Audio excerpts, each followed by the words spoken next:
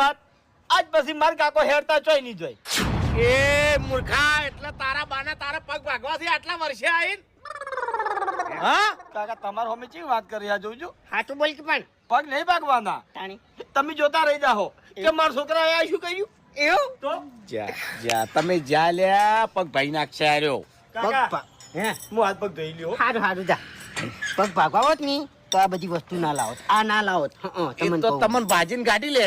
હે હા એટલે એ બધું ના હોય. અને હભળો, મારા લાલે કીધું ને કે 100 વાગે આવી જાજો હોત ના, બરાબર? સરપ્રાઈઝ આલવાનો છે એટલે તમે હાજર રહેજો.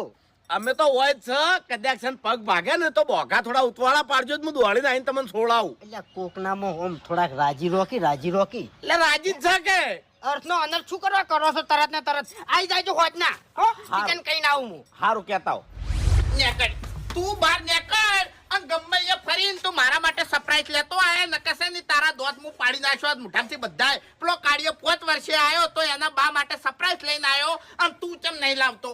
હા પણ કાકા તમે એનો કેમ કરો છો? ઈર્યો પછી સરપ્રાઈઝ લઈને ડાબડી મોટો ગોમમાં ફરશે તો પછી મારી આબરૂનું હું રહે? પણ પહેલી વાત તો કાકા સરપ્રાઈઝ એટલે હું તમને ખબર જ નહીં પડતી યાર. હા એટલે અમે તો ચક્રી છે, અમને તો કોઈ ખબર પડતી નહીં. એમ જ અમે ગોડા કૂટાણા હાવ. હવે કાકા એને 5 વર્ષે ઘેર આવ્યો હોય એમાં એને આપણા બે વચ્ચે ઝઘડો કરાયો. હવે તમારે સરપ્રાઈઝ જોઈને શું કરવું હોય? એટલે દોડવું પડે. ઈ ડોહો ડાબડી મોટો રહ્યો ને ઈ સરપ્રાઈઝ લઈને ગોમમાં ફરે ને તો પછી એ મોટો થઈ જાય ઉએ. પણ કાકા સરપ્રાઈઝ જેવી વસ્તુ ના હોય યાર. એટલે વસ્તુ આવે ઈસેની વાત કરતો તો ને એ પ્રમાણે તો સરપ્રાઈઝ કો કશે ગમે તે એમ.